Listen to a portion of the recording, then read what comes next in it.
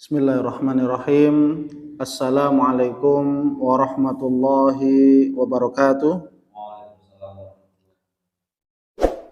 Alhamdulillahi wahdah, sadaqa wa'dah, wa nasara 'abdah, wa 'azza jundah, wa hazamal ahzaba wahdah. Asyhadu an la ilaha illallah wahdahu la syarika lah. Wa asyhadu anna Muhammadan abduhu wa rasuluhu la nabiyya ba'dah. Allahumma salli wa sallim wa zid wa barik ala nabiyyina Muhammadin sallallahu alaihi wasallam nabiyyur rahmah wa ala alihi wa ashabihi wa man tabi'a rusdah. Amma ba'd. Alhamdulillah, para hamba Allah Subhanahu wa taala yang semoga senantiasa mendapatkan rahmat Allah, ampunan Allah dan ridha Allah Subhanahu wa taala. Mari kita mengawali kajian ini dengan kita sama-sama membaca doa thalabul ilmi. Bismillahirrahmanirrahim. Rabbi zidni ilman. Allahumma fa'ni bima 'allamtani wa 'allimni ma yanfa'uni warzuqni ilman yanfa'uni. Rabbi shrah li sadri wa yassir li amri wahlul 'uqdatam min lisani yafqahu qawli. Amin amin ya rabbal alamin. Para hamba Allah yang dimuliakan oleh Allah Subhanahu wa taala, insyaallah pada kesempatan yang berbahagia ini kita akan membahas tema tentang memaknai kemerdekaan dengan beriman dan bertakwa kepada Allah Subhanahu wa taala. Alhamdulillah atas nikmat Allah Subhanahu wa taala, Indonesia telah menikmati kemerdekaan yang Allah berikan. Karena hakikatnya kemerdekaan itu dari Allah Subhanahu wa taala. Kemudian dengan usaha, perjuangan, pengorbanan yang tidak ada henti-hentinya dilakukan oleh para pahlawan, ya, untuk mendapatkan, meraih, mencapai kesuksesan kemerdekaan sampai saat ini, yaitu 78 tahun kita sudah menikmati kemerdekaan yang telah Allah anugerahkan, yang telah Allah karuniakan kepada kita semua. Maka kita harus mengetahui makna kemerdekaan itu sendiri. Terkadang banyak orang yang memaknai kemerdekaan dengan lomba-lomba dan seterusnya, dengan upacara. Itu adalah hal yang bagus, hal yang wajar bagi anak-anak sekolah, para ASN dan seterusnya, ya, aparat kepolisian dan seterusnya, mereka melaksanakan upacara. Itu adalah hal yang sangat luar biasa. Menghormati, merayakan kemerdekaan Indonesia dengan berbagai macam, artinya dengan hal-hal yang manfaat, hal yang maslahat. Tapi memaknai kemerdekaan bukan hanya sekedar seremonial belaka, bukan hanya dengan sekedar upacara semata. Memaknai kemerdekaan bukan hanya sekedar dengan mengadakan lomba-lomba dan seterusnya, tapi memaknai kemerdekaan lebih dari itu. Lebih dari itu, bukan hanya sekedar seremonial belaka, bukan hanya dengan itu-itu saja. Dan itu hal-hal yang wajar dan dibolehkan, silakan. Asalkan bermanfaat dan maslahat, lebih banyak manfaatnya dan tidak, atau lebih kecil madorotnya. Lebih banyak manfaatnya dan kecil madorotnya. Maka silakan saja. Atau terlebih-lebih bermanfaat semuanya, maka itulah yang mendapatkan ridho Allah Subhanahu wa taala, insyaallah. Karena dalam perkara urusan duniawi ada kaidah mengatakan al aslu fil asya al ibahah. Dalam perkara urusan dunia maka segala sesuatu dibolehkan. Ya. Kecuali apa? Hatta yadullad dalil ala nahyihi au tahrimihi. Sehingga sampai ada dalil yang melarangnya, ada yang mengharamkannya, maka baru Itu yang tidak boleh. Tapi kembali lagi terkait segala urusan dunia dalam kita mengekspresikan, memaknai kemerdekaan Indonesia yang ini adalah anugerah, kenikmatan yang Allah berikan, maka bisa diekspresikan dengan berbagai macam cara, tapi dengan cara-cara yang dibolehkan, bukan dengan cara-cara yang dilarang dan diharamkan oleh Allah Subhanahu wa Ta'ala.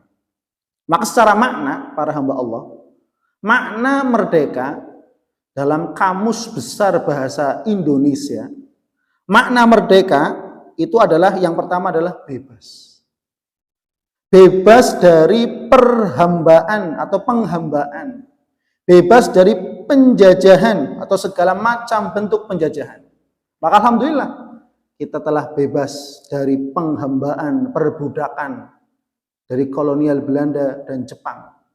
Kita terbebas dari penjajahan kolonial Belanda dan Jepang. Kita alhamdulillah bebas. Ya, terbebas. Kemudian yang kedua, makna merdeka yang kedua dalam kamus besar bahasa Indonesia, yang kedua adalah tidak terkena atau terlepas dari tuntutan penjara atau tidak punya tanggungan, maka ini orang merdeka. Ya, maka ini arti merdeka yang kedua, tidak terkena tuntutan, tidak terkena ya atau lepas dari tuntutan, atau tidak punya tanggungan utang. Kalau orang punya utang, hakikatnya dia belum merdeka, karena masih punya tanggungan, masih punya tuntutan yang harus ditunaikan. Maka bangsa Indonesia merdeka dari penjajahan, Masya Allah, merdeka. Tapi apakah dari hutang? Nah, maka kemerdekaan Indonesia, alhamdulillah kita terbebas ya dari perbudakan, penjajahan. Ya, mungkin penjajahan kolonial Belanda sudah tidak ada, ya. Tapi kita belum terbebas dari apa? Hutang. Ya, kita punya hutang, ya. Masya Allah. Maka kemerdekaan yang seperti apa yang kita inginkan, ya. Itu makna yang kedua. Kemudian yang ketiga, makna merdeka dalam kamus besar bahasa Indonesia adalah tidak terikat atau bergantung kepada seseorang atau pihak tertentu. Artinya apa? Kemerdekaan kita, kemerdekaan yang berdaulat. Kita berdiri sendiri sebagai negara Indonesia Kesatuan, Republik Indonesia, ya. Maka kita negara yang merdeka, ya. Maka ini adalah makna-makna dari arti merdeka itu sendiri, ya. Makna-makna dari arti merdeka. Artinya kebebasan dari perbudakan, penghambaan, penjajahan. Kemudian yang kedua, tidak terkena atau lepas dari tuntutan atau tanggungan, ya. Kemudian yang ketiga, tidak terikat dan tidak bergantung kepada orang atau pihak tertentu, atau bisa berbuat seenaknya atau sesuai dengan keinginannya, maka ini disebut dengan merdeka. Ya. Maka bagi orang-orang, negara-negara yang masih punya hutang, ya, orang-orang, individu, masyarakat, sebuah lembaga yang masih punya tuntutan, yang masih bergantung kepada pihak tertentu secara penuh atau setengah penuh, maka hakikatnya belum ada kemerdekaan. Ya, ini kalau dilihat dari kacamata sifat dunia. Tapi yang akan kita bahas adalah memaknai kemerdekaan dengan beriman dan bertakwa kepada Allah Subhanahu wa Ta'ala. Karena kembali lagi, tadi saya membicarakan terkait tentang hal-hal yang sifatnya dunia. Nah, sekarang kita akan membahas terkait tentang memaknai kemerdekaan dengan beriman dan bertakwa kepada Allah Subhanahu wa Ta'ala. Maka merdeka itu lawan dari perbudakan. Lawan dari perbudakan. Maka kita semua tentu ingin kita menjadi orang yang merdeka. Kita menjadi orang yang bahagia, orang yang merasa bebas dalam menjalani kehidupan kita. Tidak terbatasi, ya.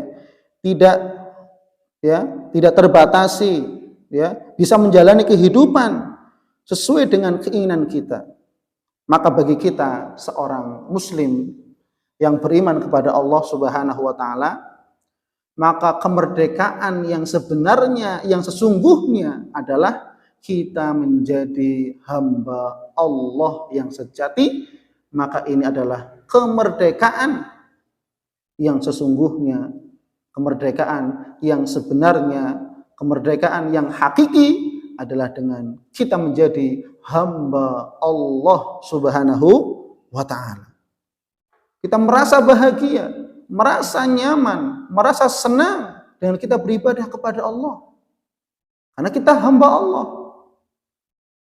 Karena kita adalah hamba Allah Subhanahu wa taala. Merasa bahagia dengan kita beribadah.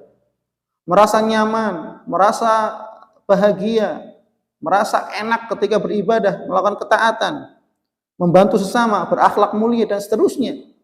Maka inilah sejatinya makna kemerdekaan bagi kita sebagai seorang muslim yang beriman kepada Allah Subhanahu wa taala.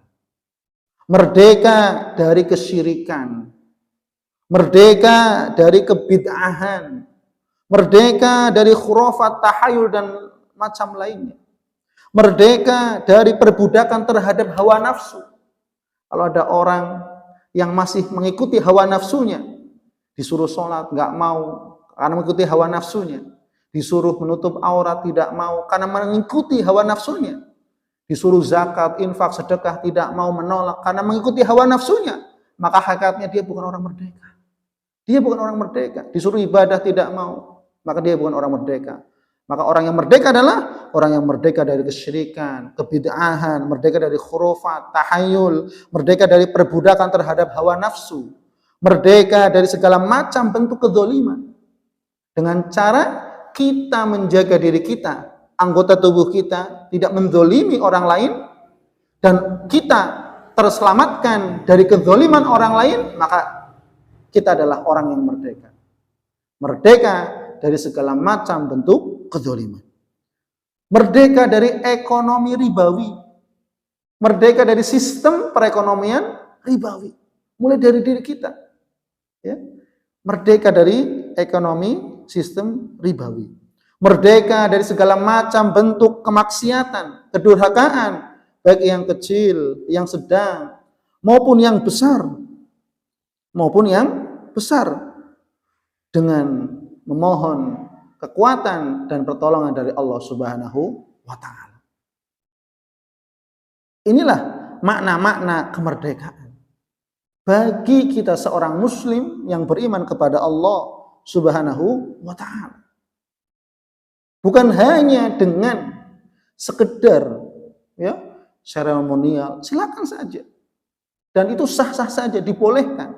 Tapi bagi kita sebagai orang yang beriman kepada Allah, kita yang telah diwarisi oleh Allah Subhanahu wa taala bumi Allah, kita menjaga bumi Allah ini, merawat bumi Allah ini bukan hanya dengan merawat dengan dunianya saja, dengan bekerja ya, dengan apa saja, tapi kita merawat dengan keimanan dan ketakwaan kepada Allah Subhanahu wa taala.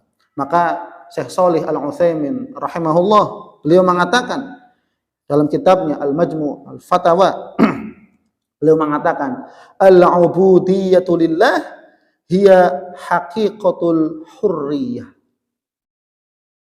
Ya. Faman lam yata'abbad lahu kana 'abidan li ghairihi. Ya. Beliau mengatakan, Syekh Shalih Muhammad bin Shalih Al-Utsaimin rahimahullah, al-ubudiyah lillahi hiya haqiqatul hurriyah. Menjadi hamba Allah yang sejati adalah kemerdekaan yang sesungguhnya. Haqiqatul hurriyah, menjadi hamba Allah yang sejati, itu adalah kemerdekaan yang hakiki, yang sesungguhnya, yang sebenarnya. Faman lam yata'abbad lahu, barang siapa yang tidak menyembah kepada Allah. Perhatikan para hamba Allah. Barang siapa yang tidak menyembah kepada Allah, berarti menyembah kepada selain Allah, menyembah hawa nafsunya, menyembah jabatannya, menyembah pangkatnya, ya, menyembah kepada selain Allah makhluknya, bukan menyembah kepada Allah, maka apa? Kana 'abidan li ghairihi. Maka dia akan menjadi budak atau hamba dari selain Allah Subhanahu wa taala. Maka kita bersyukur kepada Allah Subhanahu wa taala, kita menjadi hamba Allah. Kita menjadi hamba Allah, muslim, beriman, bertakwa kepada Allah, maka ini hakikatnya sesungguhnya kemerdekaan yang sebenarnya. Kemerdekaan yang hakiki dan kemerdekaan yang sebenar-benarnya merdeka adalah apa? Kita menjadi hamba Allah Subhanahu wa taala. Maka para hamba Allah yang dimuliakan oleh Allah Subhanahu wa taala, memaknai kemerdekaan ini perlu sekali dengan cara-cara, tentunya dengan cara-cara yang dibenarkan oleh Allah dan Rasul-Nya, dengan cara-cara yang dibenarkan oleh Al-Quran dan Sunnah. Karena sekali lagi, kita sebagai manusia, kita sebagai muslim yang beriman kepada Allah Subhanahu wa taala, kita punya pedoman. Kita punya undang-undang. Secara khusus dalam kenegaraan Undang-Undang 45 jelas. Tapi yang lebih kita harus ini adalah undang-undang Allah Subhanahu wa taala, itu Al-Qur'an dan Sunnah Rasulullah Shallallahu alaihi wasallam. Ini adalah undang-undang kita sebagai umat Islam, sebagai orang yang beriman kepada Allah Subhanahu wa taala. Maka memaknai kemerdekaan harusnya kita dengan cara apa-apa yang telah ditunjukkan oleh Allah Subhanahu wa taala dan Rasul-Nya. Yang pertama, maknai kemerdekaan yang pertama dengan cara yang pertama adalah senantiasa bersyukur kepada Allah Subhanahu wa taala dengan adanya nikmat kemerdekaan. Sampai saat ini, alhamdulillah bangsa Indonesia, negara kita tercinta Indonesia, tidak ada lagi penjajahan seperti dulu. Sampai saat ini 78 tahun kita merdeka. Maka apa? Kita harus mewujudkan rasa syukur kita kepada Allah Subhanahu wa taala. Karena nikmat kemerdekaan Allah Subhanahu wa taala yang memberikan, menganugerahkan, mengaruniakan kepada kita semuanya. Tanpa izin Allah Subhanahu wa taala, tanpa kehendak dari Allah Subhanahu wa taala, maka Indonesia tidak akan merdeka. Karena hakikatnya siapa? Allah Al-Mu'izz, Allah yang memberikan keperkasaan, Allah yang memberikan kemuliaan, dan Allah yang Al-Mudhil, Allah yang menghinakan suatu kaum, menghinakan sebuah negeri. Maka Allah Subhanahu wa taala telah mengangkat derajat negara kita Indonesia menjadi negara yang merdeka dari penjajahan dan seterusnya. Maka ini merupakan karunia dari Allah Subhanahu wa taala, kenikmatan yang besar. Maka kenikmatan besar yang Allah berikan, yaitu kemerdekaan ini sampai saat ini kita rasakan, maka ini harus kita syukuri dan mewujudkan rasa syukur kita kepada Allah Subhanahu wa taala. Allah Subhanahu wa taala memerintahkan untuk kita mensyukuri nikmat Allah, termasuk kenikmatan-kenikmatan yang besar, termasuk nikmat kemerdekaan ini. Allah Subhanahu wa taala berfirman dalam Quran surat Al-Baqarah ayat 152, "Fadhkuruni adzkurkum washkuruli wala takfurun." Maka ingatlah kalian kepadaku, kata Allah. Adzkurkum. Kalau kamu ingat kepadaku, niscaya aku akan mengingat kalian semua. Maka syaratnya kalau kita ingin diingat oleh Allah, maka kita harus mengingat Allah. Supaya apa? Supaya Allah mengingat kita. Washkuruli wala takfurun. Dan bersyukurlah kalian kepadaku, kata Allah, wala takfurun, dan janganlah kalian kufur nikmat kepadaku, kata Allah Subhanahu wa taala. Ini adalah perintah dari Allah. Kita diperintahkan Allah untuk setiap adanya nikmat kita bersyukur. Apalagi nikmat yang sangat besar yang kita rasakan. Berbeda dengan saudara-saudara kita yang ada di Palestina sekarang, masih terjajah, tertindas, terzolimi, teraniaya, baik anak kecil, anak remaja, dewasa, kakek-kakek dan nenek-nenek. Mereka terzolimi Sedangkan kita Indonesia merasakan kenikmatan tenang, aman, nyaman, damai. Tidak ada penjajahan, tidak ada penindasan, tidak ada kedzaliman kecuali hanya sedikit saja di berbagai kota dan seterusnya, hanya sedikit.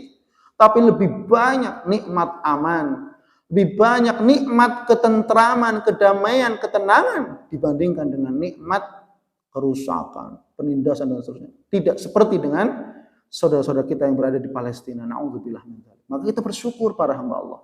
Bersyukur.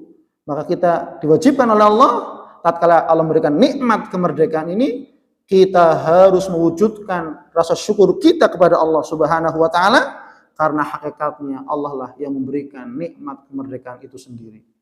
Kalau Allah tidak mengizinkan, niscaya tidak akan merdeka. Maka kita bersyukur kepada Allah Subhanahu wa taala. Maka bagaimana dengan kita bersyukur kepada Allah? Maka Imam Ibnu Taimiyah rahimahullah, beliau mengatakan, cara kita bersyukur kepada Allah Subhanahu wa taala ada 3 cara. Yang pertama adalah asyukru yakunu bil qalbi, asyukru yakunu bil lisan, wasyukru yakunu bil jawarih. Jadi cara kita bersyukur kepada Allah dengan 3. Asyukru yakunu bil qalbi, syukur dengan hati. Hati kita bersyukur, mengikrarkan bahwasanya apa? Segala nikmat hati kita mengikrar, hati kita mengatakan, mengikrarkan bahwasanya segala nikmat itu datangnya dari Allah Subhanahu wa taala. Segala nikmat apapun itu, baik nikmat yang kecil, nikmat yang sedang, nikmat yang besar, termasuk kemerdekaan, itu dari Allah, semata-mata dari Allah. Semata-mata dari Allah. Kalau tahu dengan perjuangan, iya dengan perjuangan. Tapi kalau Allah tidak memberikan izin, tidak berkehendak, tidak terjadi. Maka terkadang banyak orang yang lupa. Dia sukses.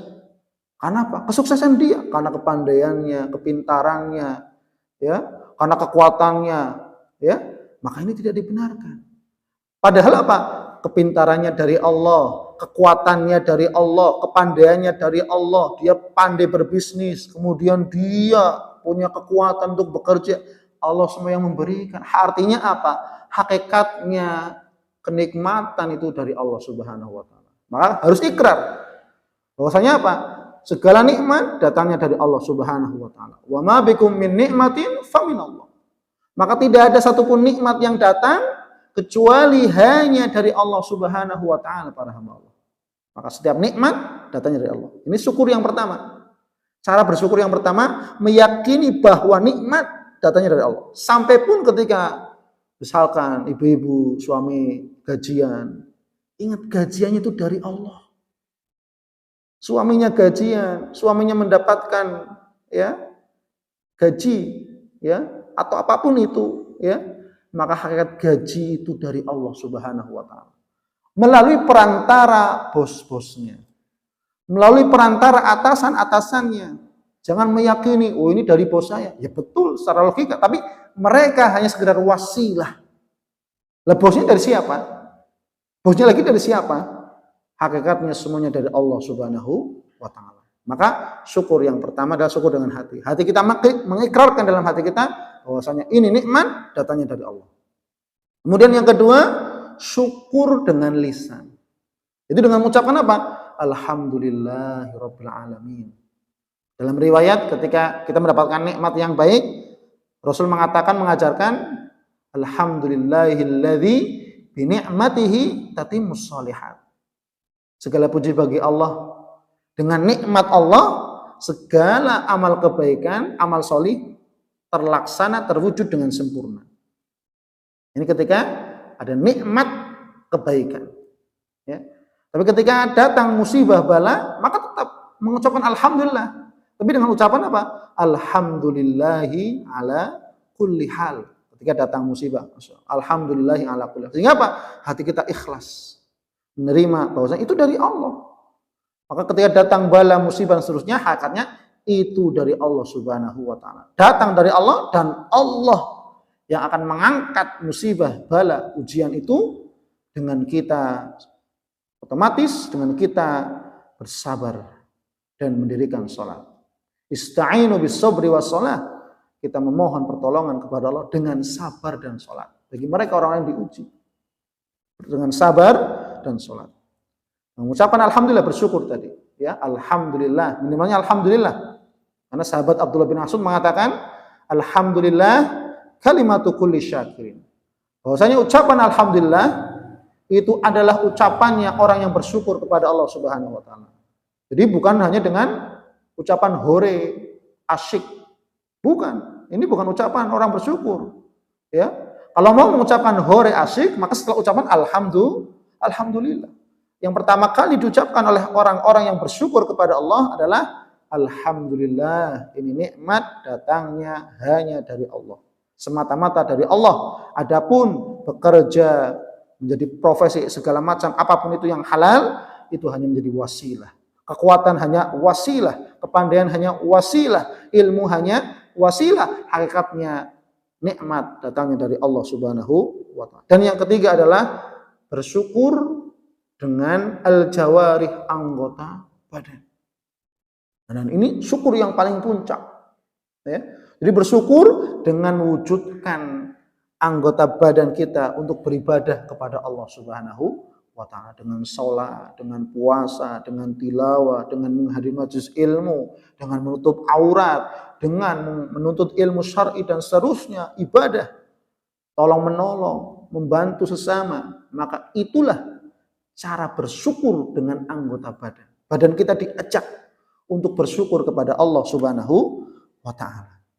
Maka syukur juga menurut Imam Ibnul Qayyim rahimahullah dalam kitabnya Thariqatul Hijratain, beliau mengatakan hakikat syukur, hakikatus syukri, hakikat syukur menurut beliau Imam Ibnul Qayyim, beliau mengatakan syukur itu adalah ats-tsana'u 'alan ni'am. Bersyukur adalah memuji atas nikmat yang datangnya dari Allah. Memuji berarti alhamdulillah, segala puji bagi Allah. Ketika datang nikmat, apapun itu, nikmat, ya. Alhamdulillah, ini datangnya dari Allah. Kemudian apa? Wa mahabbatuhu, mencintai nikmat tersebut. Jadi ketika datang nikmat, kita cinta terhadap nikmat tersebut, bukan benci. Terkadang banyak orang ketika mendapatkan nikmat yang besar, kemudian dia menangis, bahagia, sujud syukur, bahagia sekali. Tapi ketika Allah memberikan nikmat yang kecil, rezeki yang kecil, dapat rezeki, ya, tapi kecil, maka apa? Terkadang banyak orang yang lupa untuk mengucapkan alhamdulillah.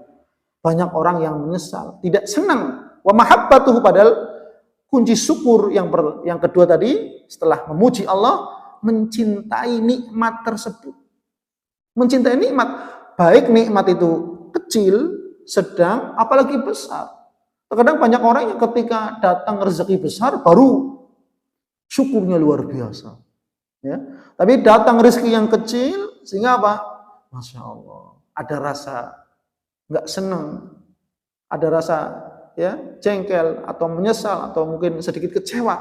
Maka itu tanda orang-orang yang ingkar atau kufur nikmat kepada Allah Subhanahu wa taala. Maka ketika datang nikmat, yang kedua adalah mahabbatuhu, mencintai nikmat tersebut.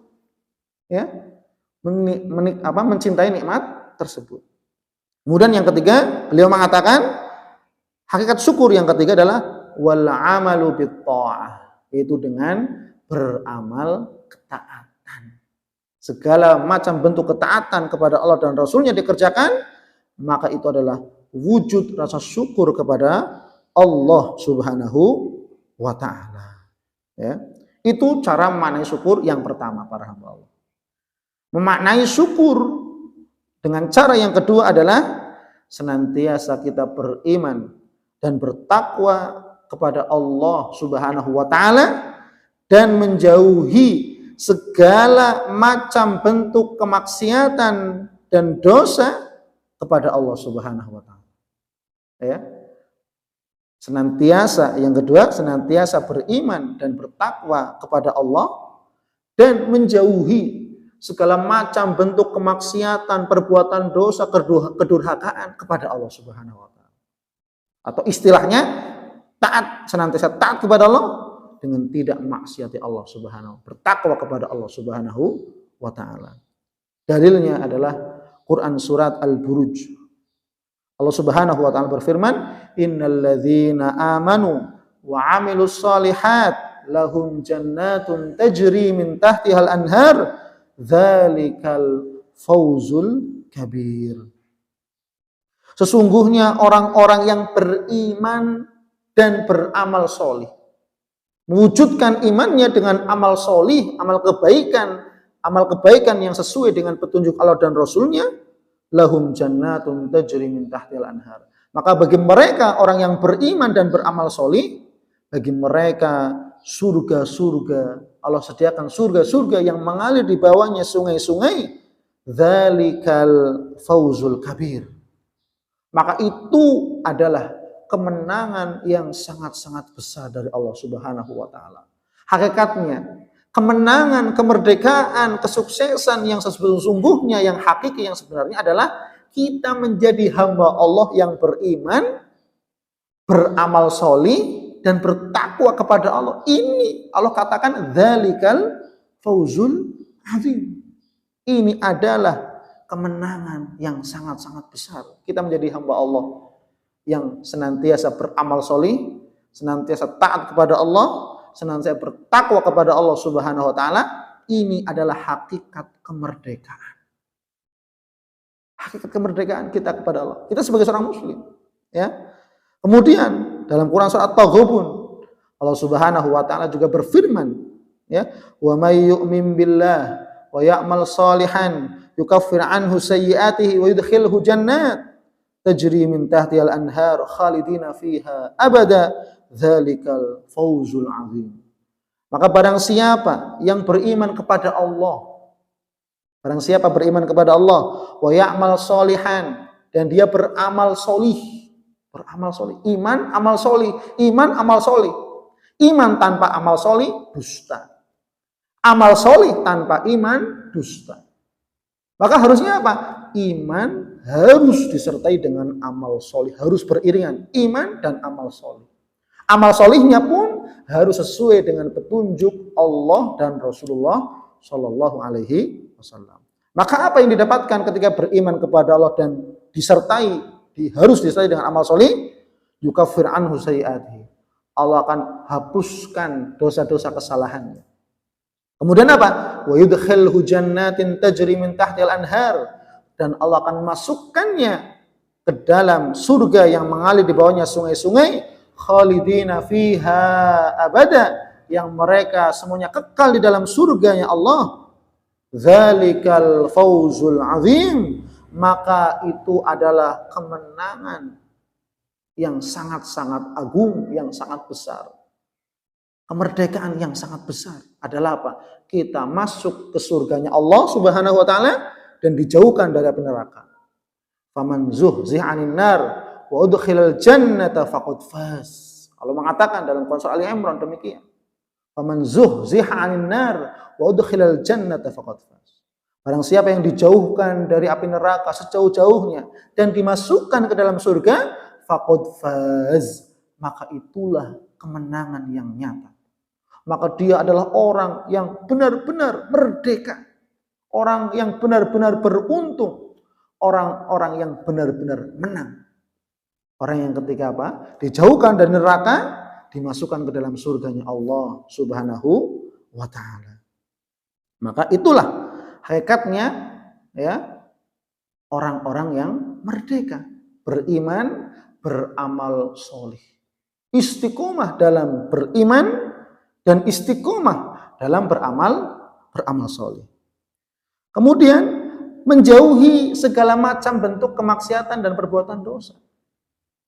Ya. Karena apa? Kemaksiatan dan perbuatan dosa itu menghilangkan, kemaksiatan dan perbuatan dosa itu merubah kenikmatan menjadi bala, menjadi musibah dan malapetaka.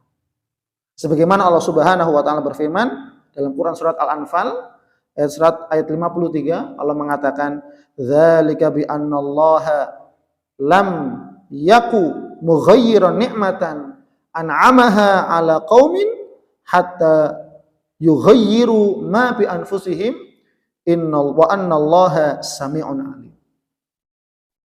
Demikian itu bahwasanya Allah Subhanahu wa taala tidak akan pernah merubah nikmat Allah Subhanahu wa taala. Merubah nikmat Allah Subhanahu wa taala an'amaha ala qaumin, yang Allah telah memberikan nikmat kepada suatu kaum. Nikmat ketentraman, kedamaian, ketenangan, jauh dari penjajahan dan seterusnya. Ini nikmat dari Allah, kemerdekaan itu nikmat. Ya. Hamba yang merdeka nikmat, keluarga yang merdeka itu nikmat. Sebuah masyarakat yang merdeka itu nikmat, sebuah negara yang merdeka itu nikmat. Berbeda dengan negara yang terjajah. Maka apa? Hatta yughayyiru ma bi anfusihim. Kecuali sampai mereka manusia itu sendiri yang merubah nikmat Allah Subhanahu wa taala dengan kemaksiatan-kemaksiatan yang mereka lakukan. Masya Allah. Artinya apa para hamba Allah? Kemaksiatan dan dosa ini merubah kenikmatan kita. Maka jangan sampai karunia, kenikmatan, kemerdekaan yang Allah anugerahkan kepada bangsa ini kita rubah dengan apa? Berbagai macam kemaksiatan yang dilakukan oleh manusia sekarang, dengan korupsi, ya, dengan apa saja kemaksiatan, perzinahan, mabok-mabokan, perjudian, ya, dengan apa pembunuhan dan seterusnya. Ini merupakan kemaksiatan, kedurhakaan. Maka apa? Dengan kedurhakaan, kemaksiatan, perbuatan dosa ini, ketika semakin masif, semakin banyak dilakukan, maka ini akan merubah kenikmatan, yaitu kemerdekaan, kenyamanan, ketentraman, kedamaian hidup, dirubah. Allah rubah dengan kehinaan, kesengsaraan, kemiskinan. Maka otomatis kita tidak mungkin, tidak mau dengan hidup sengsara, hidup yang serba susah dan seterusnya. Maka apa? Syaratnya adalah kembali tadi, kita harus menjadi hamba yang istiqomah, beriman dan bertakwa kepada Allah Subhanahu wa taala dan menjauhi segala macam bentuk kemaksiatan. Karena apa? Kemaksiatan dan dosa itu bisa merubah kenikmatan yang dari tadinya aman menjadi rasa takut, yang darinya petunjuk menjadi kesesatan, yang darinya merdeka menjadi perbudakan, dijajah kembali. Dan itu maka kita harus wujudkan dengan kita beriman dan bertakwa kepada Allah Subhanahu wa taala.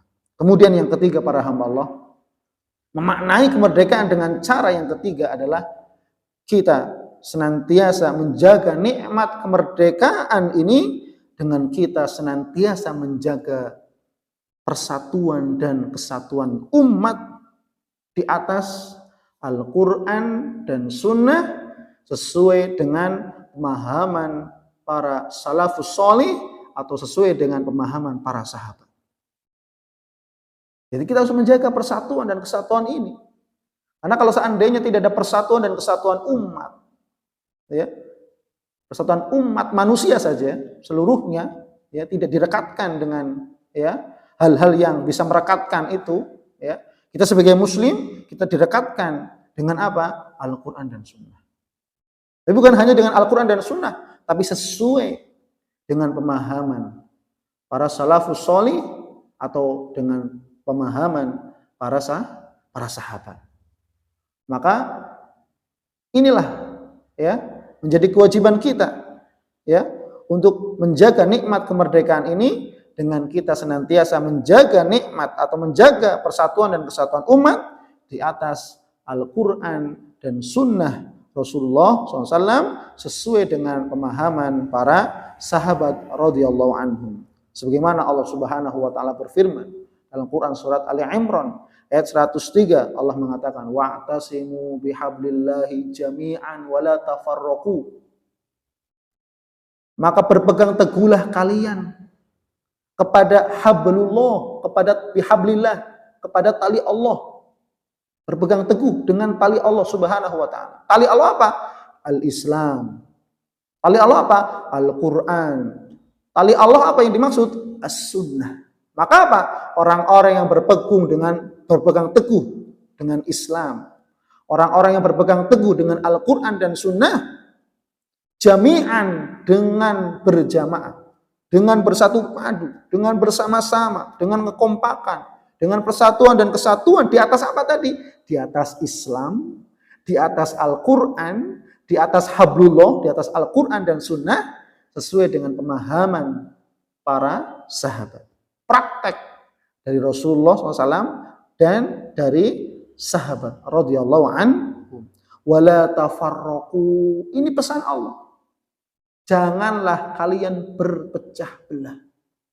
Janganlah kalian berfirqah-firqah. Janganlah kalian bergolong-golongan. Sehingga apa? Ketika ada golongan ini mengatakan golongan saya lebih baik, golongan saya lebih baik, ya. Padahal kacamata Allah dan Rasulnya mengatakan wa'tasimu bihablillah. Siapa saja yang berpegang teguh kepada Islam berdasarkan Al-Quran dan Sunnah, sesuai dengan pemahaman para salafus sholih, sesuai dengan pemahaman para sahabat, maka inilah yang sesuai dengan apa yang Allah kehendaki. Maka kalau seandainya kita memahami Al-Quran, mempelajari Al-Quran dan Sunnah, memahami Al-Quran dan Sunnah, mengkaji Al-Quran dan Sunnah sesuai dengan pemahaman para sahabat, sesuai dengan praktek dari Nabi SAW dan para sahabat, maka niscaya tidak akan ada perpecahan. Karena apa? Karena banyaknya perpecahan karena menuruti hawa nafsunya. Karena banyaknya perpecahan karena menuruti ra'yu, pendapat akalnya. Tidak dikembalikan kepada Al-Quran dan Sunnah sesuai dengan pemahaman para sahabat, tidak sesuai dengan tidak dikembalikan kepada praktek dari Nabi Muhammad SAW dan praktek dari para sahabat radhiyallahu anhu. Kemudian dalil yang kedua, ya, Quran surat Asy-Syura. Dan ini merupakan wasiat Allah Subhanahu wa taala yang Allah berikan kepada ulul azmi. Allah syariatkan ini kepada Nabi Nuh. Allah syariatkan ini kepada Nabi Ibrahim. Allah perintahkan ini kepada Nabi Musa, kepada Nabi Isa, dan kepada Nabi Muhammad Nabi kita Muhammad SAW, an aqimuddin wa la tatafarraqu fi. Hendaknya kalian menegakkan agama Allah, agama Islam dengan Al-Quran dan Sunnah sesuai dengan pemahaman para sahabat, wala tatafarraqu fi, dan janganlah kalian bercerai-berai, janganlah kalian bergolong-golong, berfirqah-firqah di dalam Islam. Karena hakikat Islam itu satu hakikatnya, Al-Quran dan Sunnah sesuai dengan pemahaman para sahabat, sesuai dengan praktek dari Nabi dan para sahabat, maka selalu tidak ada perpecahan. Ya. Tapi karena tadi mendahulukan hawa nafsu, mendahulukan ya akalnya, mendahulukan ra'yunya, maka inilah terjadi perpecahan. Maka kita ya sebagai seorang muslim dalam menjaga nikmat kemerdekaan ini, kita juga harus melihat kepentingan umum, kemaslahatan umum, bukan yang dilihat kemaslahatan pribadinya semata, bukan, tapi kemaslahatan umum, kemaslahatan, kemanfaatan umum. Ya. Kemudian yang keempat adalah memaknai kemerdekaan ini dengan cara yang keempat, senantiasa semangat dalam menuntut ilmu syar'i, ilmu agama. Kita sebagai seorang muslim. Nah, karena saya berbicara sebagai seorang muslim, tanggung jawab kita dalam menjaga kemerdekaan ini adalah dengan cara apa? Kita semangat dalam menuntut ilmu syar'i atau ilmu agama. Karena ini adalah perintah Allah Subhanahu wa taala. Allah mengatakan, Allah memerintah Nabi kita Muhammad, qul rabbi zidni ilman. Hei Nabi Muhammad, katakanlah rabbi zidni ilman.